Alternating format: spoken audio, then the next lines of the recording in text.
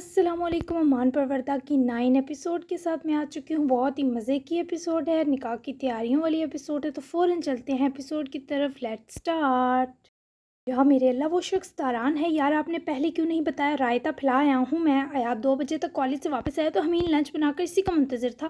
نکاح کے بارے دونوں فریقین کی ہاں اور امان پروردہ کی حقیقت جب آیات پر کھلی تو ایک لمحہ تو اپنے داران سے روا رکھے سلوک پر گھبرا اٹھا، بنا بنایا کام بگڑتا محسوس ہوا۔ کل نکاح کے ڈنر کے لیے سب کھانے اور سویٹ ڈشز انیب اور داریہ نے آرڈر کر دی تھیں۔ سب اتنا وہ کیسے کر پاتے، اس لیے آرڈر کر دیا۔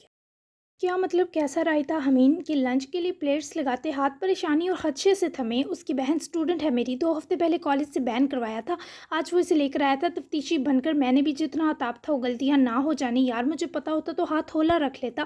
ایاز صاحب کے کارنامے پر حمین نے اپنا سر تھام لیا، بمشکل کرسی پر لٹکا، دل ہول اٹھا۔ نہ تم خود کہیں فٹ ہوتے ہو، نہ داریہ کا کچھ ہونے دینا۔ اف ایاد اف، کیوں بین کروایا تم نے اس کی بہن کو؟ اس قدر جلاد بننے کا شوق کیوں ہے تمہیں؟ ماموں تو چڑھ دوڑے، بس نہ چلا، اپنے اس دگنے جثے والے کو کھینچ کر چپیٹ ٹھوک ڈالتے۔ یار ماموں، وہ مجھے بہت تنگ کرتی ہے، شکر کریں 2 سال برداشت کر لیا اسے، لیکن کچھ ماہ سے اس کی یہ شرارتیں میری انا کو چھیڑنے لگی ہیں، بس تبھی تب گیا۔ ایاد نے نظریں سی چراتے اقرار جرم کیا۔ حمین کا پارا ہنوز چڑھا تھا، ایک تم اور ایک تمہاری انا، فون لا کر تو داران سے بات کرنی پڑے گی۔ اللہ اللہ کر کے داریہ اور وہ مانے ہیں، کچھ گڑبڑ ہوئی تو کیا کروں گا؟ حمین کے ہاتھ پیر مارے گھبراہٹ پھولے۔ ایاد نے کوفت سے ماموں کی اوور ایکٹنگ ضبط کرتے فون لا کر دیا اور خود ناک چڑھاتا چینج کرنے چلا گیا۔ حمین کے فون میں داران کا نمبر سیو تھا، یہ الگ بات تھی کہ کبھی اسے حمین نے استعمال نہ کیا۔ پہلی ہی بیل پر فون اٹھا لیا گیا۔ داران لنچ کے بعد ذرا استبل آیا تھا، ہانو اکبر کے ساتھ اور اپنے گھوڑے سے خاص ملاقات کی جا رہی تھی۔ دوسری بیل پر داران نے بارک نامی گھوڑے کی گردن اور وہاں سجے سنہری بال پیار سے سہلاتے ہی ہانو اکبر کا تھمایا فون لیتے کال پک کی اور ذرا کچھ فاصلے کی سمت ٹہلنے لگا۔ داران، میں حمین۔ داران نے تعارف سنتے سر ہلایا، چال ڈال میں احترام اترایا۔ جی کہیے حمین چوہان، ادب و احترام لہجے میں ہوتا جس سمیت داران نے مقابل سے کال کی وجہ دریافت کرنی چاہی۔ جو کچھ ہوا ایاد نے بتایا مجھے، میں نے بہت کلاس لی اس کی، کسی اسٹوڈنٹ کے ساتھ ایسا نہیں کرنا چاہیے، پلیز تم اس سب کو درگزر کر دینا۔ ایاد نے اگر کوئی زیادتی کی ہے تو میں معذرت چاہتا ہوں۔ داران کو حمین کے لہجے میں گلی فکر سمجھ آ رہی تھی، پر اسے یہ اچھا نہ لگا۔ حمین اس کے نزدیک ایک بہترین انسان تھا جسے کسی کے بہاف پر شرمندہ اور پر ملال ہونے کی کوئی ضرورت نہ تھی۔ وہ معاملہ امان پروردگی سے الگ ہے، ماول کی شرارتیں واقعی بہت بڑھ چکی ہیں۔ بے فکر رہیں، ہم بہن بھائیوں نے یہ بات خود تک ہی روک لی ہے، اور کسی اور کی جگہ آپ کم از کم مجھ سے کبھی ایکسکیوز مت کیجیے گا۔ میں آپ کی بہت عزت کرتا ہوں، عزت دینی بھی بخوبی جانتا تھا وہ، جس کا ہر کوئی معترف تھا۔ حمین کے دل تک جو اطمینان اترا، اس لمحہ اس کی بات ہی الگ تھی۔ خوش رہو داران، بس اتنا کہے حمین نے اجازت لی۔ البتہ داران ضرور دلچسپ نگاہوں سے غیر مرئی نکتے کو دیکھتا شرط بار مسکرایا۔ زما جان، کیا واقعی شادی کر رہی تو؟ ہانو اکبر گھوڑے کو بھی چہل قدمی کرواتے ٹھیک داران سے کچھ فاصلے پر رکتے اس کے خیالات کو اپنے سوال سے منتشر کر کے فردوس اور ہانو اکبر کی شادی کو کافی برس بیت گئے، مگر اللہ نے اولاد نہ دی۔ تب سے ان 2 کے لیے مایا، داران اور ماول ہی ان کے اپنے بچوں کی طرح تھے۔ شادی نہیں کہہ سکتے ہانو لالا، اس کو تجربہ کہہ لیں۔ وقت آ گیا ہے کہ میں 2 بحروپوں میں سے اپنا اصل چن لوں، شیر یا پھر گیدڑ۔ اس کی کڑکتی آواز میں طوفانوں سا تلاطم اور چہرے پر سنگلاخ چٹان سی سختی در آئی۔ تم شیر ہے زمازوئے، تم ہمارا شیر ہے۔ وہ داران کے سنگ جڑے گیدڑ کے حوالے پر جذباتی ہوئے، آواز میں کھارا پن اترا۔ وقت بتائے گا لالا، آپ مجھ سے کیا عہد مت بھولیے گا، میرے راز آپ کی امانت ہے، جب تک مجھے میرا اصل رازداں نہ مل جائے۔ جیسے ہی یہ بید کھلے گا کہ وہ قاتل ہے یا مسیحا، میں بھی جان جاؤں گا کہ کیا ہوں، بلکہ اپنا روپ خود طے کروں گا۔ اس شب میری سوچ، میرا دل اور میرے اختیارات کچھ لمحے کے لیے اس کی تکلیف پر اپاہج ہوئے تھے۔ اس سانحے کا سبب تلاشوں گا اس امان پروردگی کے بھیس میں۔ اپنی آنکھوں میں الجھن لائے وہ ہانو اکبر کے کندھے پر اپنا ہاتھ رکھتا، تھپکتا ہوا وہاں سے ان کے ہاتھ سے بارک کی رسی لیتا، سنسنی پھیلائے آگے بڑھ گیا۔ جب کہ ہانو اکبر مست سا ہنس کر سر ہلا گئے، زما خدایا، عشق میں مت مار دیجیے گا ہمارے اس خراب آدمی کی۔ خود سے خود کلامی کرتے وہ وہیں واپس استبل کی طرف چلے گئے، کیونکہ داران اب کچھ دیر گھڑ سواری کرنے والا تھا اور بارک کے ساتھ وقت گزارنے کے موڈ میں تھا۔ میں اتنی بری لگتی تھی آپ کو، بتا دیتے ایسے بڑاس نکال کر خود کا سارا امیج خراب کر دیا، ایسے کون کرتا ہے بھلا؟ جب سے ماول محترمہ کی حویلی واپسی ہوئی تھی، صدمے میں کمرے میں بند تھی، کبھی کبڈ کی شامت لاتی، کبھی ڈریسنگ پر رکھی چیزیں الٹ پلٹ کر اپنے اندر کا غصہ نکالتی۔ تکیوں پر دانت گاڑنے والا سٹیپ بھی ہو چکا تھا اور بیڈ کی چادر کو بھی گول گیند بنائے پورے کمرے میں فٹ بال کھیلی جا چکی تھی۔ जब बात नहीं करूँगी, हँसाना छोड़ दूँगी, फिर आप तरसेंगे कि मावल कोई बात करे पर मावल बात नहीं करेगी। इतनी बुरी थोड़ा हूँ, मुझे रोना क्यों आ रहा है? मुझे तो गुस्सा आना चाहिए ना। कमरे के वसत में चक्कर काटे, दुख सा महसूस होने पर वहीं बेड की पायंदी की जानिब नीचे फर्श पर बैठे अपने सारे आंसू रगड़ दिए। वहीं अपने रूम में आईने के सामने तरोताज़ा होकर बाल ड्राई करता है याद भी कुछ ऐसी ही सोचों में मुनहमिक था। कुछ ज़्यादा हो गया ये, लेकिन इसे भी तो समझना चाहिए, हर चीज़ की एक हद होती है। लापरवाह सी लड़की है, यकीनन भूल भाल जाएगी। इस सदी में तो उसके सुधरने का कोई चांस नहीं। वो खुद को तसल्ली दे रहा था जैसे मावल बाज नहीं आएगी। शायद कहीं दिल से वो उसका सुधरना चाहता भी नहीं था।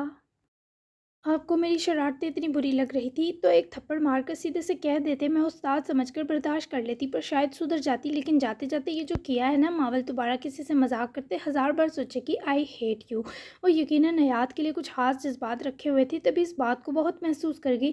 चश्मे तर किसी गम के शदीद होने का सबूत थी। मैं सॉरी कर लूँगा, इससे जो भी है सज़ा उसकी गलती से बहुत बड़ी थी। उफ फयाद, क्या हो गया था तुम्हें? पता नहीं वो क्या सोच रही होगी। यहाँ भी बेचैनी अरूज पर थी। दिल तसल्ली और बेताबी के बीच हिचकोले खा रहा था, लेकिन फिर माफ़ी का सोचे वो कमरे से निकल गया। कल आपकी शक्ल भी नहीं देखूंगी, देखिएगा मावल आपको मुंह भी नहीं लगाएगी। जकूटा जिन सही नाम रखा है आपका। बिल बतौड़े नासा चौड़े, नूडल्स जैसे बाल, बलौर जैसी आंखें, बत्तख जैसे होंठ और ज़राफ़े जैसी लंबी टांगें। आए बड़े प्रिंस चार्मिंग, इसी सड़ेपन की वजह से अभी तक आप कवारे हैं, और जो आपकी हरकतें हैं कवारे ही रहेंगे।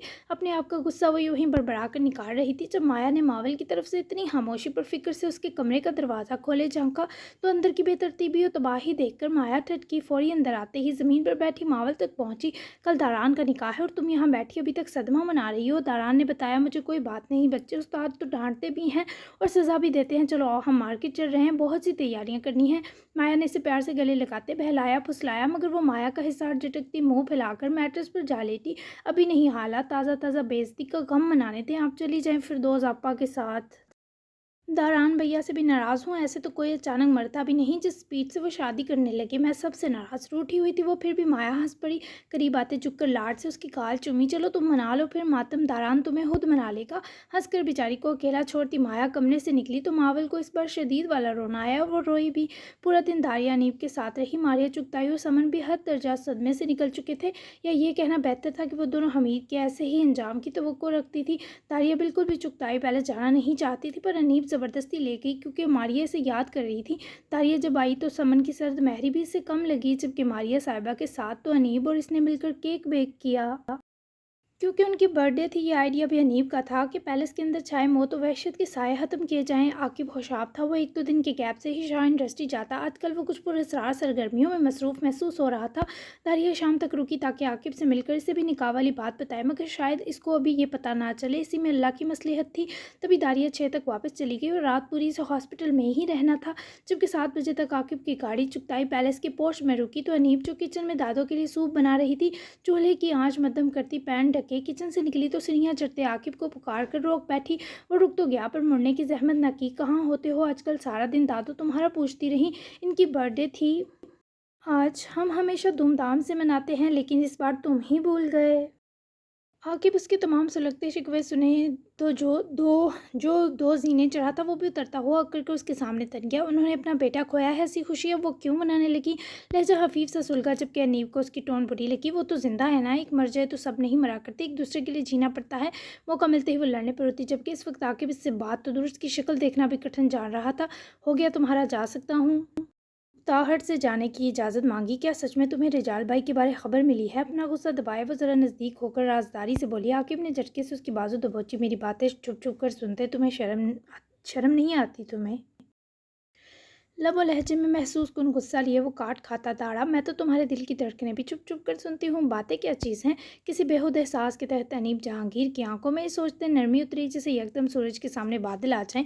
बहुत झुंझलाया क्योंकि अनीब इसे सिर्फ सताब से देखने की आदी थी। अपनी आंखों को तमीज़ सिखाओ अनीब। उसकी जुबानी चुप पर वो घबरा कर पलटा। क्यों, तुम्हें काट गई हैं? अनीब की ज़ुबान को कहाँ आराम था जब तक तुम्हारी इन आंखों और ज़ुबान के बयानात ना मिल जाएं। काटेंगी, बल्कि काटने के साथ खा भी जाएंगी। सच बोला नहीं, शायद उगला गया था।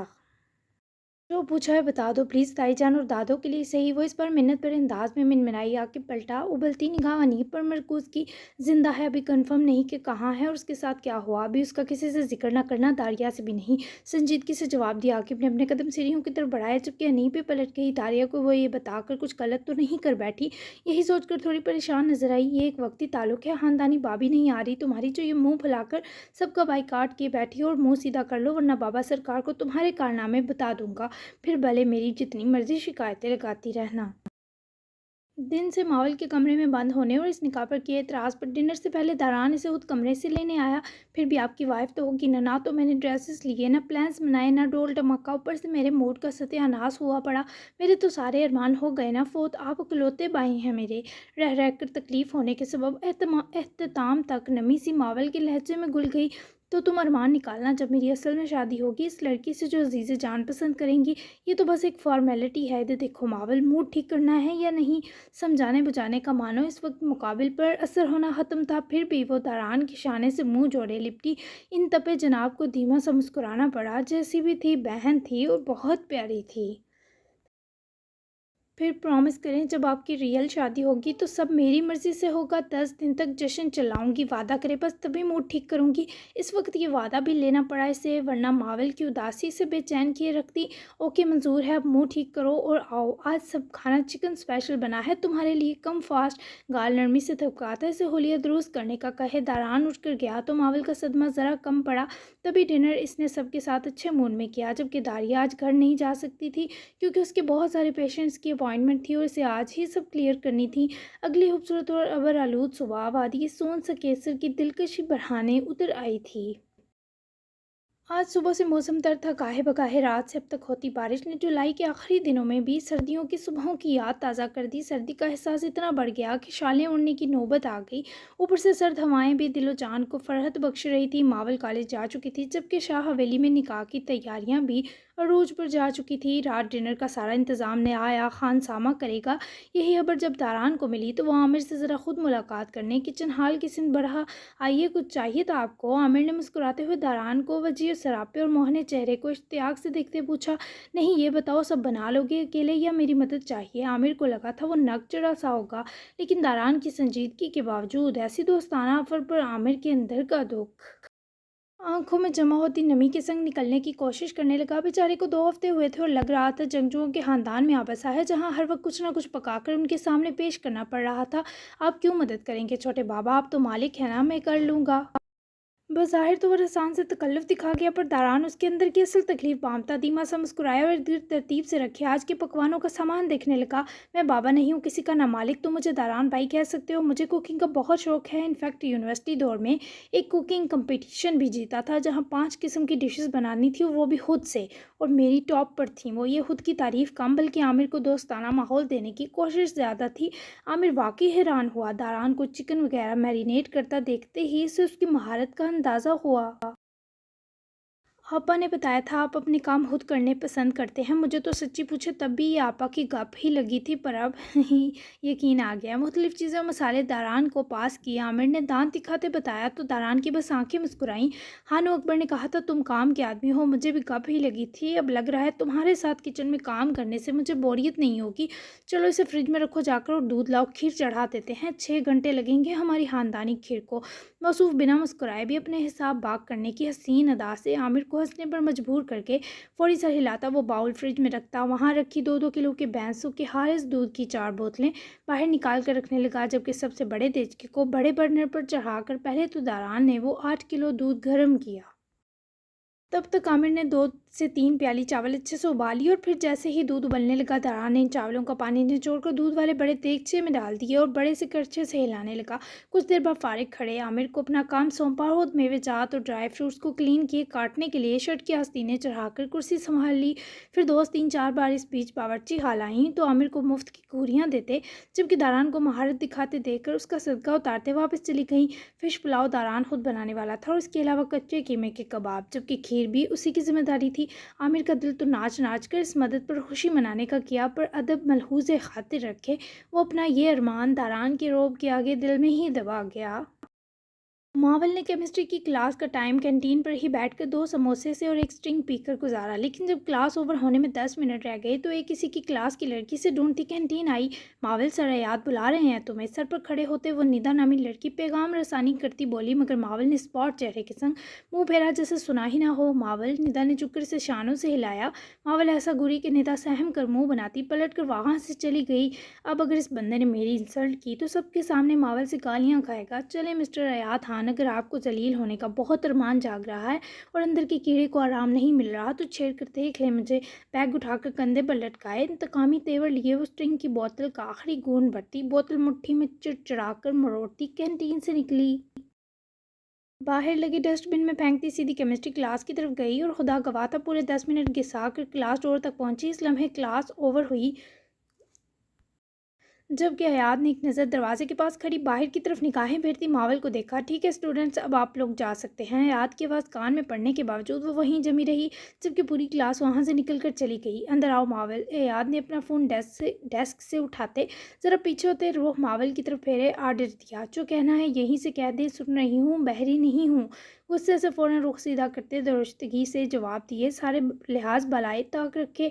आई सेड कम इन मावल शाह। अपनी बात दोहराने का वो हरगिज़ कायल ना था। वो जितनी भी नाराज़ होती हयात के गुस्से से बोलने पर ज़रा सी रूम में एंटर हुई, लेकिन नाराज़गी अब भी इसकी आंखों में चीख रही थी। आगे आओ मज़ीद। ज़रूरत से ज़्यादा भारी हुक्म मावल को एतराज़ न करने दे सका। वो मज़ीद अंदर आते मुनासिब फासले पर आकर रुक गई। सर्द महरी उसके हर मुँह से छलकी। जो हुआ वो कुछ ज़्यादा सख्त हो गया। माना मुझे ना तो तुम्हें कॉलेज से आउट करवाना चाहिए था, ना तुम्हारे भाई के सामने वो सब कहना किसी तौर मुनासिब था, लेकिन तुम्हारी शरारतों से मैं काफ़ी तंग आ चुका था। सो अब से तुम्हें किसी किस्म की सज़ा नहीं दूंगा। सो तुम भी ये रह चुके दिन शराफत का मुजाहरा करना, यही सबके हक़ में बेहतर है। मावल समझ रही थी वो माफ़ी मांगेगा और खुदा गवाह था वो बिना सोचे माफ़ भी कर देती, पर इस आदमी की अना परस्ती से भी पिपरी बला बनने पर उकसा गई थी।